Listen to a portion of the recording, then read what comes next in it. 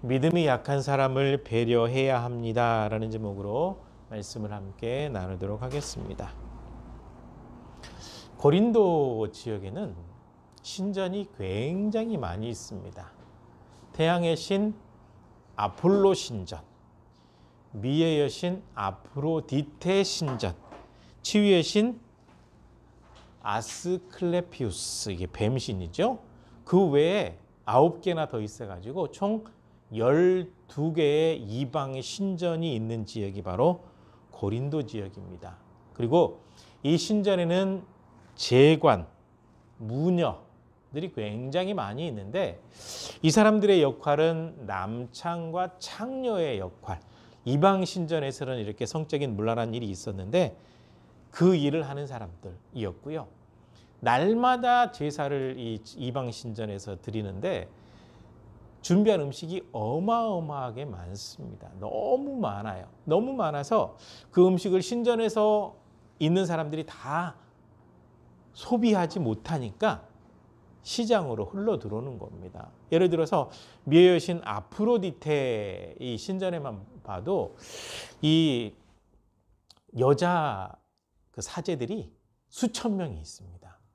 근데 음식이 너무 많이 준비되기 때문에 이 사람들이 제사를 드리고 나서 그 음식을 먹는데 다 먹지 못하니까 이게 시장으로 흘러 들어와요.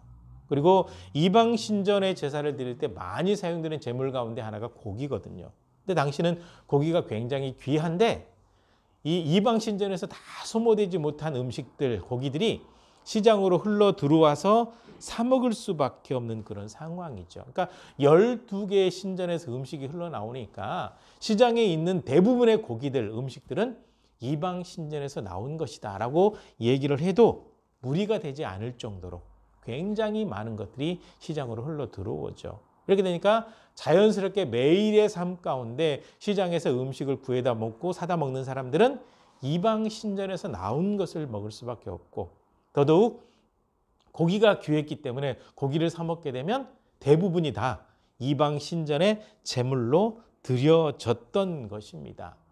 그래서 자연스럽게 우상 앞에 드렸던 제물을 사 먹을 수밖에 없는 상황이 되었던 것이 바로 고린도 지역의 현재 상황이다라고, 지금 이 편지를 받을 때 상황이다라고 보시면 될 것 같습니다. 그래서 이 고기가, 음식이 어디에서 왔는지 알고 있으면서도 먹을 수밖에 없는 그런 상황이 되는 거죠. 그래서 이제 이런 일이 벌어지는 겁니다. 이제 막 예수님 믿기 시작한 사람도 이게 이제 사도들이나 또 자기를 전도한 사람들 음식을 대접하려고 하면 시장에서 음식을 사와요. 우상의 제물을 사와서 줄 수밖에 없는 그런 상황이 자연스럽게 전개가 되죠. 일상화가 되어버렸다라는 겁니다. 그런데 여기서 한 가지 갈등이 생기는 겁니다. 우상의 제물을 먹어야 될 것인가 말아야 될 것인가. 어떤 사람들은 먹어도 된다. 어떤 사람은 먹으면 안 된다. 이렇게 자꾸 이제 충돌이 일어나다 보니까 기준이 없어요. 기준이 사라졌어요. 그런 일들이 계속해서 벌어지고 있는 겁니다. 그래서 어떤 사람들은 거리낌 없이 먹고 어떤 사람들은 우상의 제물이기 때문에 먹으면 안 된다라고 해서 아예 먹지 않고 하다 보니까 이런 것들이 이제 그 일반 사회에서가 문제가 되는 것이 아니라 고린도 교회 안에서 문제가 되는 겁니다. 갈등이 일어나게 되는 거죠. 그래서 바울 사도가 이 고린도전서 8장을 쓰면서 이렇게 기록을 하고 있습니다. 우상의 제물에 대해서는 우리가 다 안다고 생각을 하고 있지만 우리가 가지고 있는 그 지식이 오히려 우리를 교만하게 한다라고 얘기를 하고 있습니다. 특히 이제 어떤 사람들이냐면 거리낌 없이 먹는 사람들이요. 또 어떤 사람들이냐면 거리낌 없이 먹는 사람들을 정죄하는 사람들이요. 그러니까 서로가 자기 기준을 가지고 있으니까 우상의 제물에 대해서는 먹는 것이 옳다. 이 방식은 아무것도 아니기 때문에 뭐 음식이 더러워졌냐? 먹어도 된다. 라고 하는 사람들은 안 먹는 사람들을 정죄하는 거예요.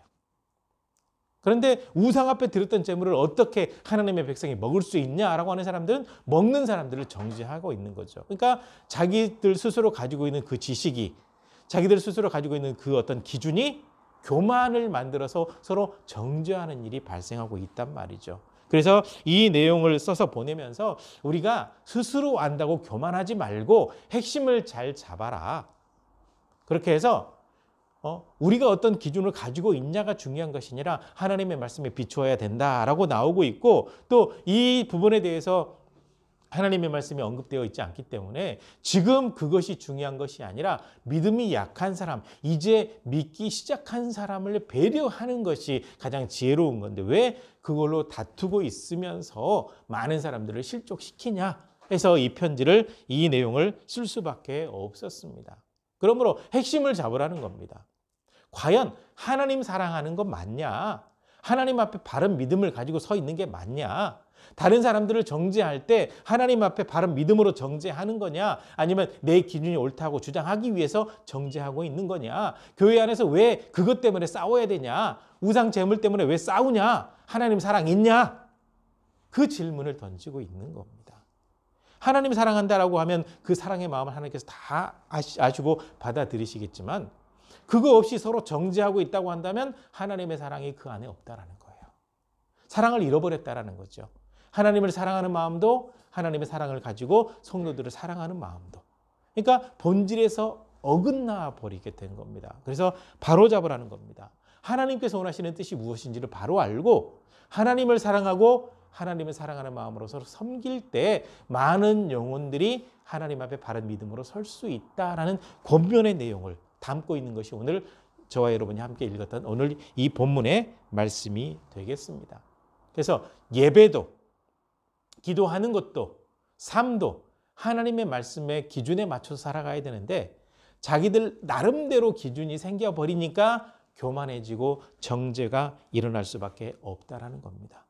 그래서 가장 크게 바울 사도가 핵심적으로 얘기하고 있는 것은 무엇이냐면 그렇게 정죄하고 싸우는 여러분의 마음 속에 하나님을 사랑하는 마음이 있는지를 반드시 점검해 보시기를 바랍니다. 과연 하나님을 사랑하는 사람 맞습니까? 그렇게 정죄하고 지적하고 공격하면서 하나님 사랑합니다 라고 말하는데 그것이 진심입니까? 그래서 이 마음속에 하나님 사랑하는 마음이 있는지를 점검해 보라는 겁니다. 그러면서 계속해서 이제 이 도전하는 내용이 무엇이냐면 하나님 사랑한다라고 하면 그러면 그 삶은 하나님께서 원하시는 대로 전개되고 있습니까? 보이지 않는 질문이 바로 여기에 담겨 있습니다. 하나님을 사랑한다라고 하는데 그 사랑이 삶 속에 녹아 있느냐라는 겁니다. 그래서 해야 할 것과 하지 말아야 될 것을 잘 구별하고 있냐? 해야 될 말과 하지 말아야 될 말이 잘 구별되어 있냐? 먹어야 될 것과 먹지 말아야 될 것에 대해서 잘 구별이 되고 있냐? 가야 될 곳과 가지 말아야 될 곳에 대해서 잘 구별하고 이 절제하는 삶을 살아가고 있냐? 과연 삶 속에 하나님 사랑한다라고 하면서 그것이 녹아있고 삶으로 실천되고 있냐? 바로 그 부분이거든요. 이 신앙생활은요, 열매 맺는 것이 중요한데 열매는 결국 삶이거든요. 말이거든요. 행동이거든요.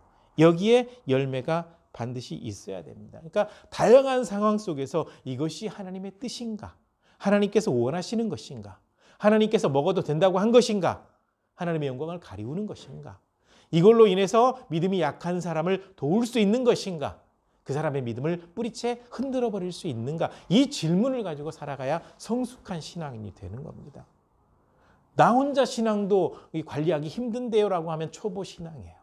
근데 성숙한 신앙은 이것이 하나님께 영광이 되냐? 이것이 하나님의 뜻이냐? 다른 사람에게 좋지 않은 영향을 혹시 끼치는 것은 아니냐? 이것을 잘 분별하고 판단할 수 있어야 된다는 겁니다. 그중에 오늘 던지는 화두 가운데 하나가 먹는 문제입니다. 먹는 것 대단히 중요합니다.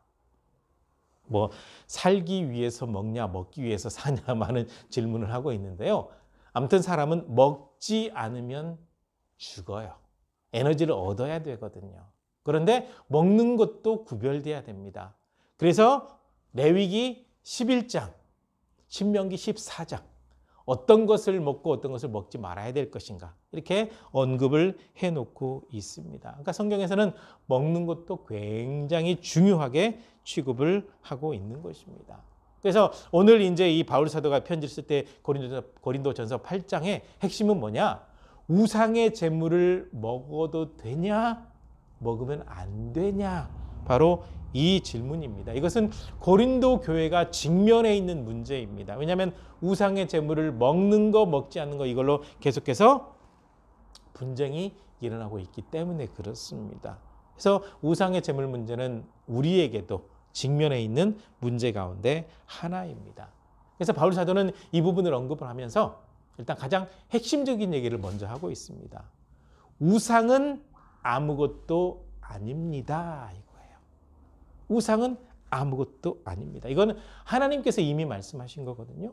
입이 있어도 말도 못하고, 귀가 있어도 듣지 못하고, 코가 있어도 냄새 맡지 못하고, 손발이 있지만 움직이지 못하고, 사람이 움직여줘야 움직이는 이게 우상인데 아무런 쓸모가 없는 건데 왜 그 앞에 가서 복을 빌고 기도하고 경배하고 섬기냐라고 하나님께서 이스라엘 백성들을 책망하신 적이 있거든요. 이거는 굉장히 중요합니다. 우상은 아무것도 아니거든요. 하나님 외에는 신이 없습니다. 사람이 만들어낸 거죠. 그래서 사도행전 19장 26절의 말씀 보게 되면 사람의 손으로 만든 것은 신이 아니다라는 거죠. 사람이 만든 것은 신이 아니에요. 하나님 한 분, 오직 하나님 한 분. 하나님은 온 우주 만물을 창조하셨습니다. 모든 만물이 하나님으로부터 나왔어요. 모든 사람도 마찬가지입니다. 창조주 하나님, 하나님의 창조. 이것은 역사가 증명하고 있는 사실입니다. 그리고 진화는 한 분도 없었습니다. 앞으로도 없을 겁니다. 사람들이 자꾸 만들어낸 거죠. 그런 인월에 빠지면 안 됩니다. 창조, 하나님의 창조가 진리입니다.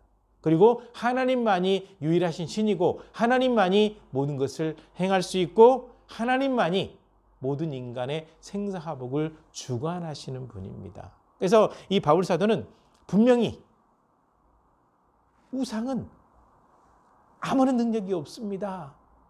우상은 아무것도 아닙니다. 하나님 한 분 외에는 신이 없습니다. 라고 언급하면서 이 문제를 이제 해결해 나가는 겁니다.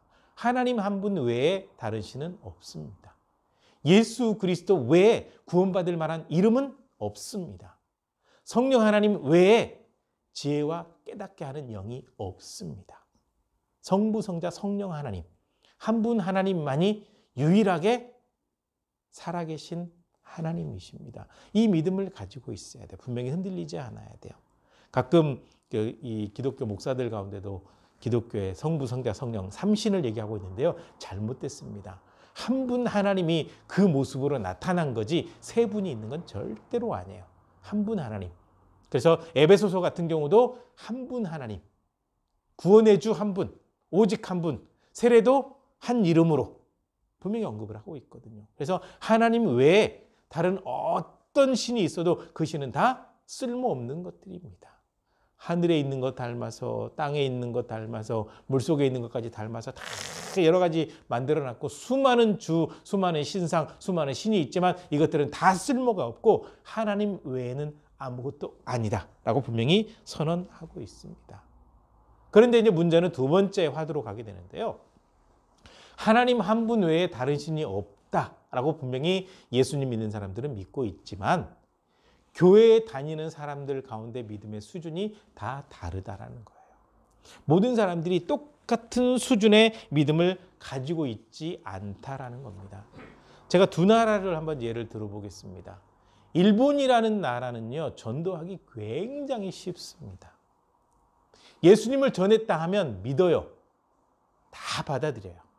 그 다음에 또 한 군데 인도라는 나라도 마찬가지입니다. 모든 것들이 다 신이기 때문에 예수님을 전하면 다 받아들여요. 근데 문제는 뭐냐면 예수님을 전했으니까 그 사람들이 예수님만 믿고 하나님 섬기는 하나님의 자녀가 되겠지라고 하면 착각에 빠져요. 이 사람들은요, 사람보다 능력이 뛰어나면 다 신이거든요. 그러니까 일본 사람들 같은 경우는 운동의 능력만 뛰어나도 신이에요. 마라도나 신도 있어요. 아마 조만간에 손흥민 신도 생길지는 모르겠습니다만 있어요. 그래서 이 사람들의 이 마음속에는 어떤 게 있냐면 어떤 사람이 어떤 신을 이렇게 전하잖아요. 그러면 그 신을 받아들이지 않으면 그 신이 노할까 봐 받아들이는 거예요. 여러 신 가운데 하나로 받아들이는 거지 우리가 믿는 것처럼 유일하신 하나님, 유일한 구세주 예수님을 받아들이는 것이 아니에요. 인도도 마찬가지고. 그래서 뭐 일본에서 전도했으니까 일본 기독교 뭐 어쩌고 저쩌고 얘기하지만 정말 하나님 앞에 유일하신 하나님을 믿고 있는 크리스찬이 얼마나 될지는 정확히 모르겠지만 많지 않아요. 이건 확실합니다. 이런 상황이에요. 수준이 다 달라요. 근데 우리나라 같은 경우는 양상이 조금 다르죠. 어떤 양상이냐면 다른 종교를 믿다가 예수님 믿는 분들하고 대화를 나눠보면 알겠지만 그 신을 섬기던 그 습관을 가지고 그 습관 그대로 예수님을 섬기고 있어요. 하나님을 섬기고 있어요. 그러니까 이전에 믿던 그 신의 자리에 하나님을 올려놓았을 뿐 기복신앙은 그대로 있더라고요. 이게 지금 한국교회가 가지고 있는 그 맹점 가운데 하나인데 성경 말씀을 가지고 진리를 계속해서 가르치고 적어도 10년 정도 신앙생활을 했으면 성경에 대해서는 다 한번 들어보고 바른 믿음을 정립을 해야 되는데 사실 10년 동안 신앙생활을 해도 성경책 하나 한 권 제대로 배우지를 못하는 상황이 되거든요. 그러다 보니까 교회를 나오기는 나오는데 제대로 배우지 못하다 보니까 이전에 믿던 그 신앙에 하나님만 올려놓고 이상한 신앙이 되어버렸다라는 거예요. 그런 현상이 나타나요. 고린도 지역도 좀 비슷한 일이 나타나고 있습니다. 그래서 예수님을 전하니까 예수님 딱 믿고 다른 신을 버린 사람들이 있는가 하면 예수님을 여러 신 가운데 하나로 믿는 사람들이 그대로 남아 있어요. 이게 고린도 교회가 가지고 있었던 그런 문제가 되는 겁니다. 그래서 예수님을 딱 받아들이는 사람은 우상은 아무것도 아니니까 뭐 그 음식 뭐 신 앞에 드렸다고 뭐 음식이 뭔가 오염됐냐 그냥 먹어도 된다. 이런 상황이 돼버리죠.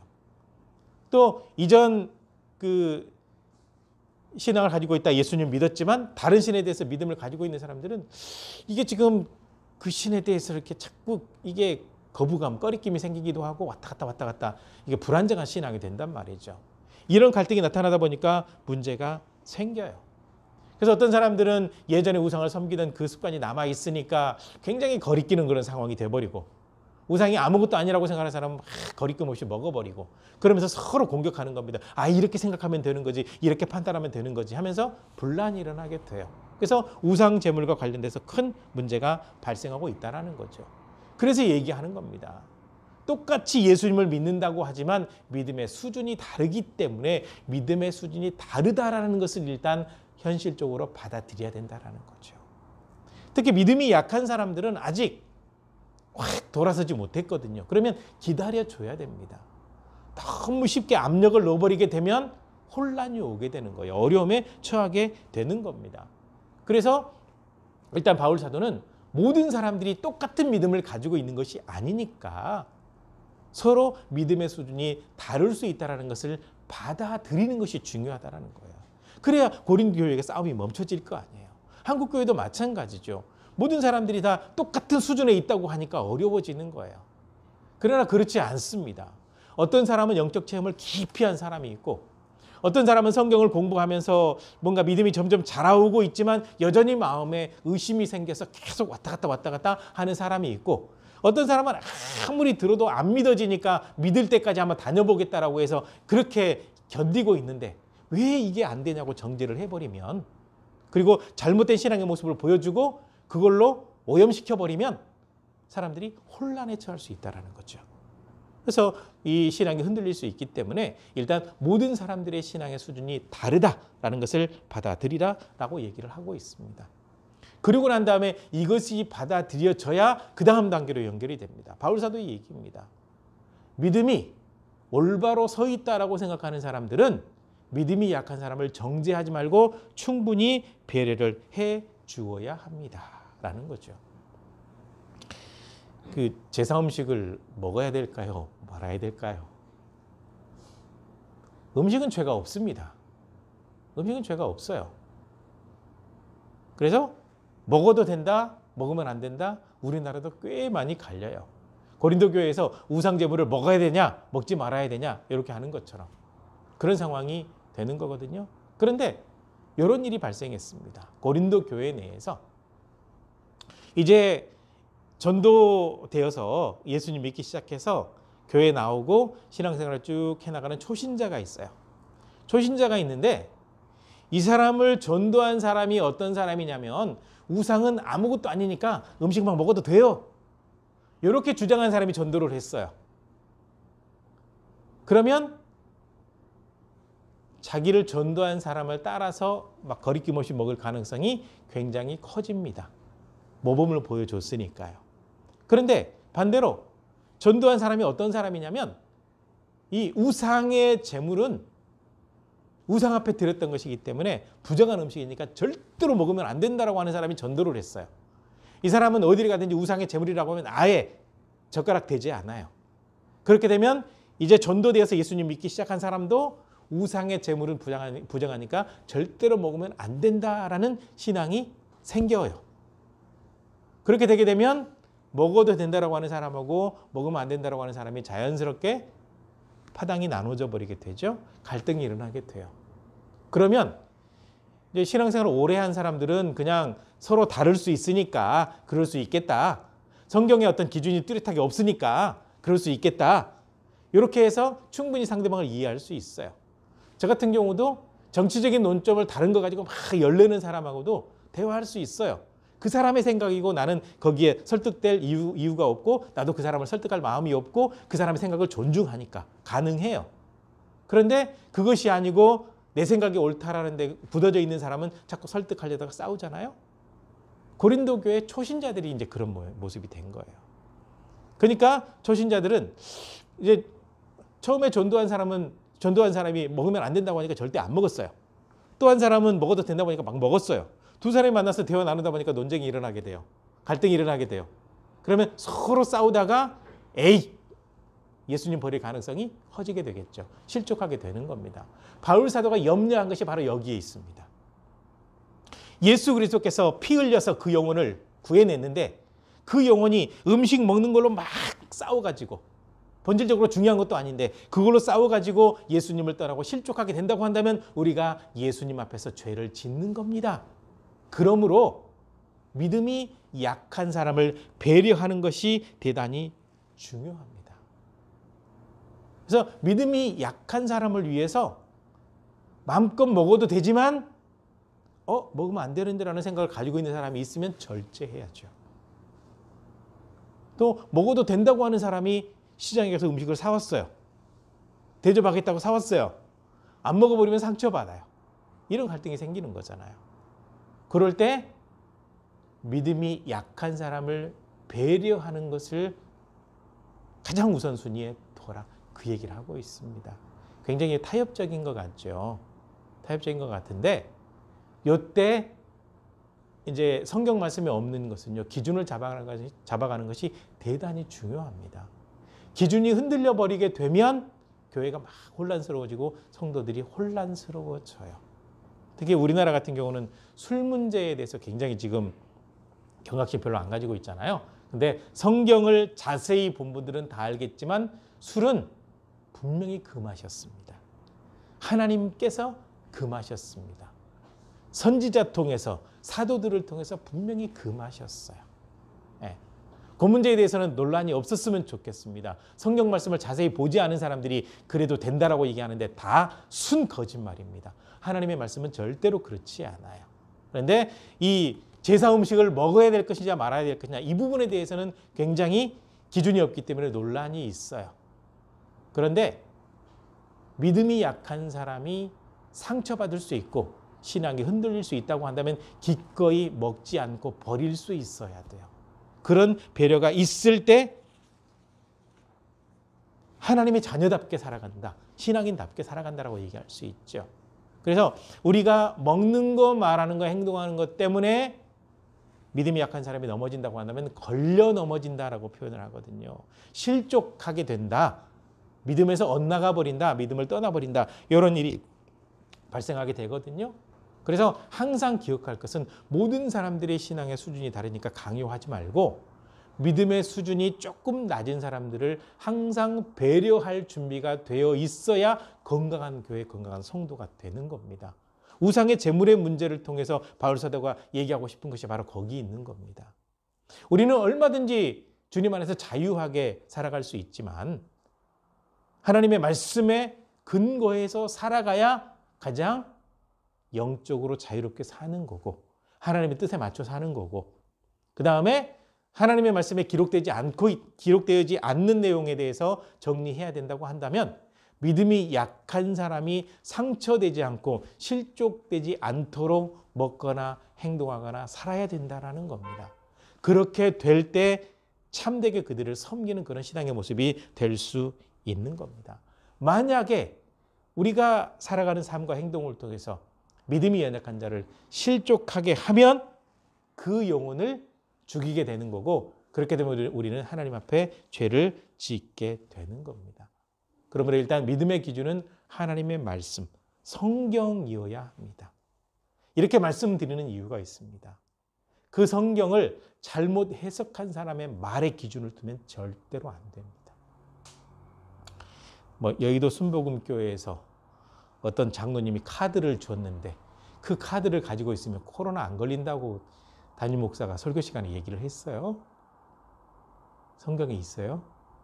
혹시 그런 카드 있으면 나도 좀 가져보고 싶은데 말도 안 되는 얘기입니다. 말도 안 되는. 어떻게 성경 말씀을 읽고 설교하면서 그런 얘기를 할 수가 있어요. 말도 안 되는 얘기죠. 그래서 해석한 설교자의 말이 중요한 것이 아니라 하나님의 말씀, 이것이 통째로 중요하다는 거죠. 자칫 잘못하면 성경적이지 않은 결과로 이어질 수 있기 때문에 하나님의 말씀이 기준이 돼야 됩니다. 그리고 하나님 말씀의 기준이 없으면 믿음이 연약한 사람이 실족하지 않게 하는 방향, 이것을 지혜롭게 선택해 나가는 것이 우리 신앙인들이 해야 되는 일입니다. 그런데요, 좀 이렇게 목회를 하다 보면 교회를 떠나는 사람들이 있어요. 떠나는 사람들에게 대화를 나누다 보면 어떤 얘기를 제일 많이 하냐면 이제 쭉 대화를 나누면 여러 가지 막 푸념을 하는데 마지막으로 하는 얘기는 이 얘기입니다. 믿는 사람이나 믿지 않는 사람이나 제가 보기에 똑같은데 교회 다닐 이유가 없더라고요. 하고 교회를 떠나요.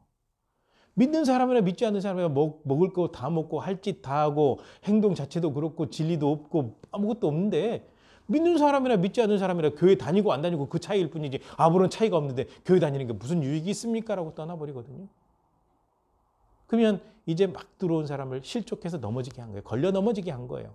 죄 짓는 거죠. 이거 우리 새겨야 됩니다. 믿는 사람이나 믿지 않는 사람이나 구별이 안 돼버려요, 지금. 그렇게 되면 믿음이 연약한 사람에 대한 배려를 하나도 못하고 있는 것이 되고 한 영혼을 실족하게 만드는 어리석은 삶이 되는 겁니다. 그래서 성경은요, 믿음에 대해서 강조하면서 믿음을 가지고 있는 사람이 어떻게 살아야 되는지에 대해서 굉장히 많이 언급을 하고 있는 것입니다. 신앙인들은 잘 살아야 돼요. 어떻게 살아야 되냐? 하나님의 말씀의 기준에 맞추어서, 그 다음에 어떤 사람이든지 실망하거나 실족하지 않게 하는 그런 삶으로 잘 살아야 돼요. 이것이 헌신입니다. 교회 와가지고 주일날 하루 종일 봉사, 이거 헌신 아니에요. 그렇게 하면 뭐합니까? 또 예배도 열심히 드리고 뭐 방언도 잘합니다. 삶은 엉터리입니다. 헌신 아니에요. 그거 체험한 거 아니에요. 아무런 유익이 없는 거예요. 진짜 헌신은 하나님의 말씀에 순종할 때 이루어지는 거고요. 그 다음에 다른 사람을 배려하고 섬길 때 이루어지는 겁니다. 그러니까 믿음이 연약한 사람, 그 다음에 앞으로 믿어야 될 믿음이 없는 사람, 이 사람들에 대한 배려가 있어야 복음이 전파되어지는 거거든요. 이런 헌신의 삶, 이것을 통해서 믿음이 연약한 자, 믿음이 없는 사람들을 섬기라라고 분명히 말씀하고 있거든요. 우리가 세상 속에 살아가면서 하나님께서 원하시는 뜻대로 순종하는 이 삶을 통해서 믿음이 연약한 사람, 믿음이 없는 사람들을 어떤 형태로든지 섬기는 그 삶을 통해서 배려하고 또 그들에게 복음을 전할 수 있는 그런 기회를 얻을 수 있는 그런 신앙의 모습이 되시기를 주 이름으로 간절히 부탁을 드립니다. 주님께서 원하시는 뜻이 거기에 있습니다. 비본질적인 걸로 다투지 말고 기준은 하나님의 말씀, 또 기준은 믿음이 연약한 사람, 또 기준은 믿지 않는 사람. 어떻게 배려하고 하나님께 영광을 돌릴 것인가. 이 마음을 가지고 한 주간도 순종하는 삶, 헌신하는 삶 사시기를 주의 이름으로 간절히 부탁을 드립니다. 기도하시겠습니다.